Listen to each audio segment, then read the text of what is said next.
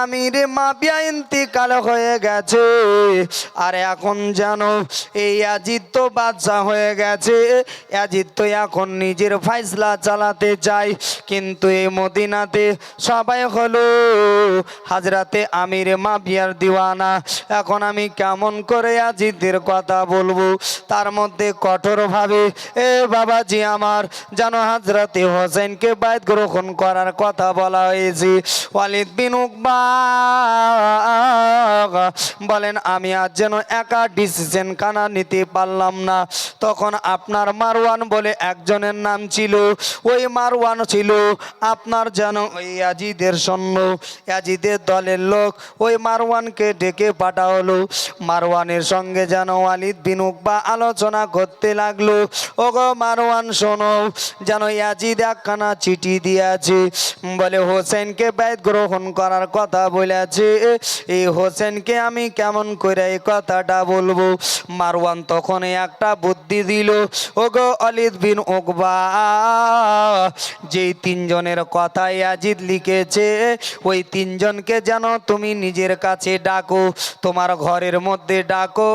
আর ওই তিনজন যখন তোমার ঘরের মধ্যে চলে আসবে তখন আমরা তাদেরকে ইয়াজিদের চিঠিখানা দেখে তাদেরকে বাইত গ্রহণ করতে বলবো।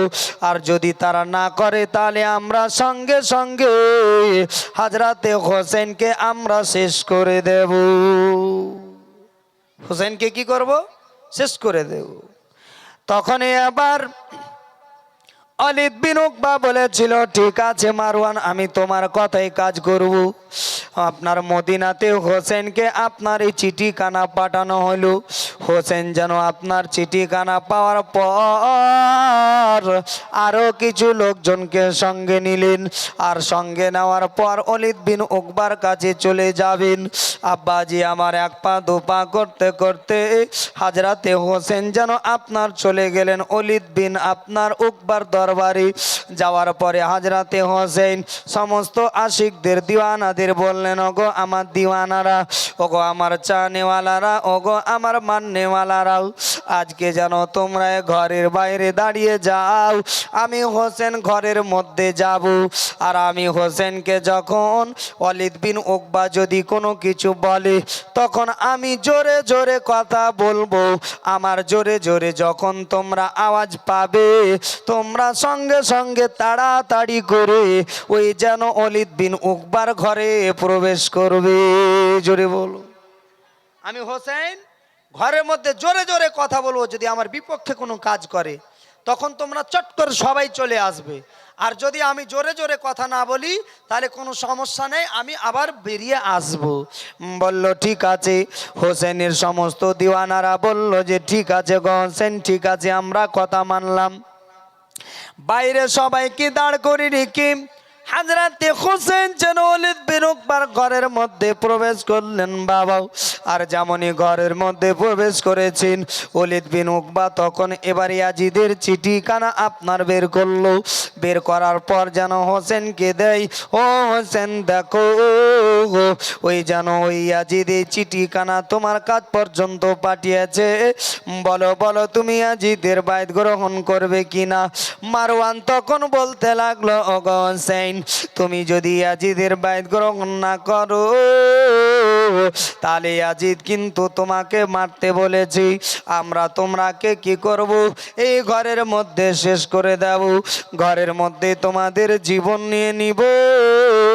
হাজরাতে হোসেন বলেছিলেন, ওগো ওয়ালিদ বিন উকবা, আমি এই ঘরের মধ্যে চুপি চুপি করে আমি কিন্তু বাইত গ্রহণ করব না, আমি লুকিয়ে লুকিয়ে কারো বাইত গ্রহণ করতে রাজি নাই।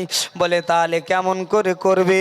বলে বাইরে অনেক কেউ আছে, আমার আরো চাহনেওয়ালা দিওয়ানারা বাইরে দাঁড়িয়ে আছে, তাদের কাছে গিয়ে তুমি বলো তারা যদি বাইত গ্রহণ করে, তারা যদি ব্যাপারটাকে মানতে পারে, আমরা সবাই মিলে একসঙ্গে ইয়াজিদের বাইত গ্রহণ করব, আর যদি না হয় তাহলে আমরা কেউ করব না। তখন বলল ইয়াজিদ আপনার উকবা ওয়ালিদ বিন উকবা বলল ঠিক আছে চলো। বাইরে যেমনই বেরিয়ে যাবে মারওয়ান তখন ওই ওয়ালিদ বিন উকবার যেন ঘাটটা ধরে বলে, ওগো ওয়ালিদ বিন উকবা, এখনই ইমাম হোসেন ঘর থেকে বেরিয়ে যাবে। এই ইমাম হোসেন ঘর থেকে বেরিয়ে গেলে আর জীবনে কোনো দিন ইমাম হোসেনকে মারতে পারবে না, ইমাম হোসেনকে তুমি শেষ করতে পারবে না। এখনই একটা সুন্দর সময় আছে, হোসেনকে ঘর থেকে বের হতে দেওয়া যাবে না, হোসেনকে ঘরের মধ্যে শেষ করে দাও। এক ভাই আমার দিয়েছে 100 টাকা, আল্লাহ কবুল করে নাও। এ আব্বাজি আমার, ঘরের মধ্যে হোসেনকে শেষ করতে হবে। তখন ওই ওয়ালিদ বিন উকবা বলেছিল, ওগো মারওয়ান শুনে নাও, তুমি কি আমাকে ওই বুদ্ধিটা দিতেছ যে আমি একজন নবীর নওয়াসা, নবীর নাতি হোসেনকে মারব, আর হোসেনকে মারার পর আমি নিজের ক্যারেক্টার খারাপ করব, আমি নিজের অভ্যাস খারাপ করব, আমি ওয়ালিদ বিন উকবা এই কাজ করতে পারবো না। মারওয়ান শুনে নাও, তোমার ইয়াজিদকে জানিয়ে দাও, ইয়াজিদ বাদশাকে বলে দাও ওয়ালিদ বিন উকবা এই কাজ করতে পারবে না, এই কাজ করতে পারবে না। কারণ ওয়ালিদ বিন উকবার যদি আজকে ইয়াজিদ আমাকে এই মন্ত্রী পদ থেকে বহিষ্কার করে দেয়, বরখাস্ত করে দেয়, সেটাও আমি সহ্য করব, কিন্তু আমি আলে রাসূলের উপরে কষ্ট দিতে পারবো না। জোরে বল, আমি আলে রাসূলের প্রতি কষ্ট দিতে পারবো না। এ আব্বাজি আমার, হযরতে হোসেন বাইরে আসলেন, আসার পর সমস্ত আশিক দিওয়ানাদের নিয়ে বললেন, ওই ওয়ালিদ বিন উকবাকে বলে দিলেন, ওগো ওয়ালিদ বিন উকবা, ইয়াজিদের কাজ পর্যন্ত খবর দিয়ে দাও যে আমি হোসেন কোনো মতে ইয়াজিদের বাইত গ্রহণ করব না। জোরে বলো।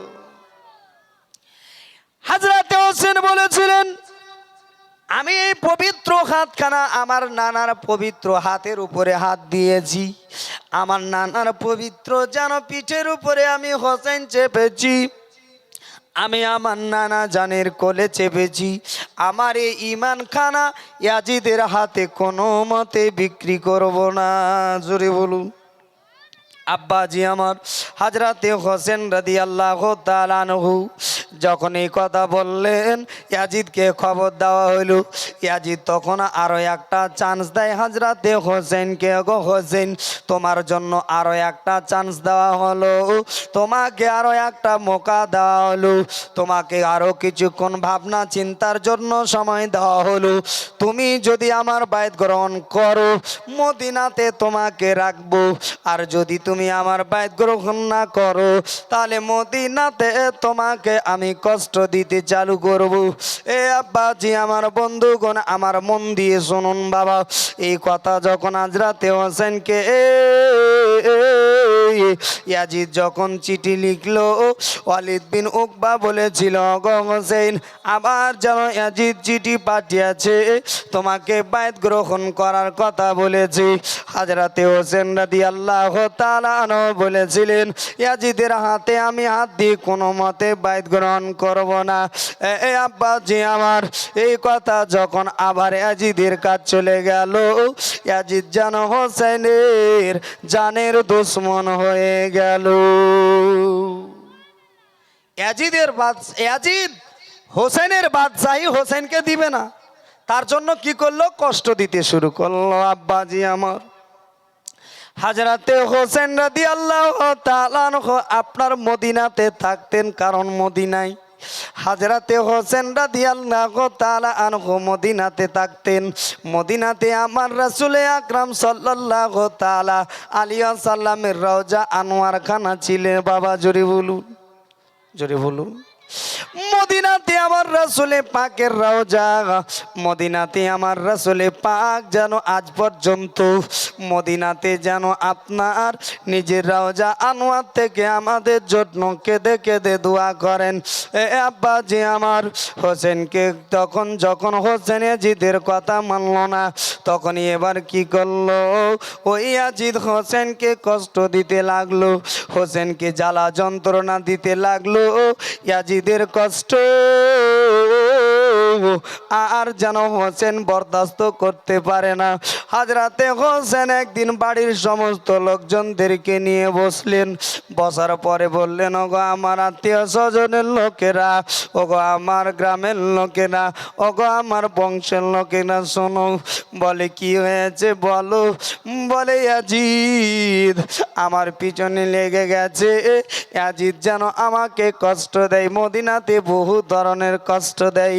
ওই হোসেন বলেন, আমি ইয়াজিদের কষ্ট যেন আর বরদাস্ত করতে পারি না।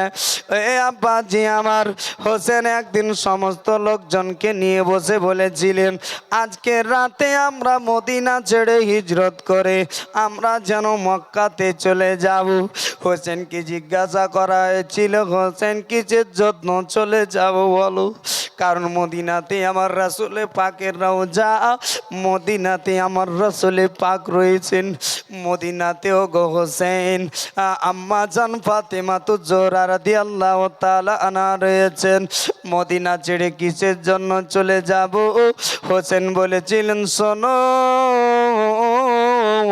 ইয়াজিদ যেন আমার কাছ পর্যন্ত খবর দিয়েছি, আমি যদি মদিনা ছেড়ে না যাই আমাকে মদিনাতে, হোসেন বলেন, মদিনাতে ইয়াজিদ আমাকে মারবে, আমার রক্তের বন্যা মদিনাতে বইয়ে দেবে। আমি হোসেন যেন এটা সিদ্ধান্ত নিয়েছি, আমি হোসেন মদিনাতে কোনো মতে রক্তের ফোঁটা পড়তে দিব না। জোরে বলো। এই মদিনার মাটিতে আমি হোসেন কোনো মতেই রক্ত ঝরতে দিব না। কারণ এই মদিনাকে আমার রাসূলে আকরাম সব চাইতে ভালোবাসতেন। এই মদিনাকে আমি হোসেন সব চাইতে ভালোবাসি। যে জায়গাটাকে সব চাইতে আমার রাসূলুল্লাহ ভালোবেসেছেন, ওই জায়গাতে আমি দুঃখের রক্ত বইতে দেব না। আজকে কি করো, মদিনা ছেড়ে আমরা যেন মক্কাতে চলে যাব। সমস্ত লোকজন বলল, ঠিক আছে চলে যাব। হযরতে হোসেন সব কিছু যেন আপনার গোছাতে বললেন। যখন আপনার সামান তৈরি হয়ে গেল, হযরতে হোসেন যেন নিজের দলবল নিয়ে মদিনা ছেড়ে মক্কায় চলে যাবে। বাবা হযরতে হোসেন বোন জয়নবকে ডেকে বলেন, ওগো বোন জয়নব, একটা কথা শুনে নাও। বলে কি হয়েছে ভাই বলো?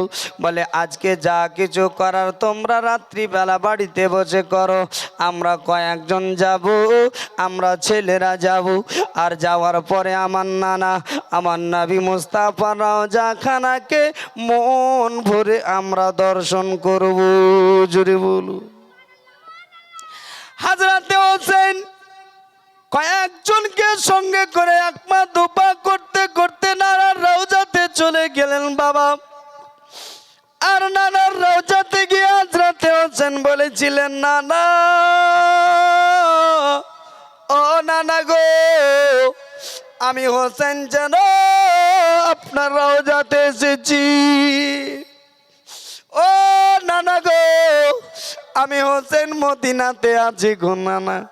এই যেন ইয়াজিদ এত কষ্ট দেয়, ইয়াজিদ এত আমার প্রতি অত্যাচার করে নানা, আর ইয়াজিদের কষ্ট বরদাস্ত করতে পারি না, ইয়াজিদের যন্ত্রণা আর বরদাস্ত করতে পারি না গো নানা।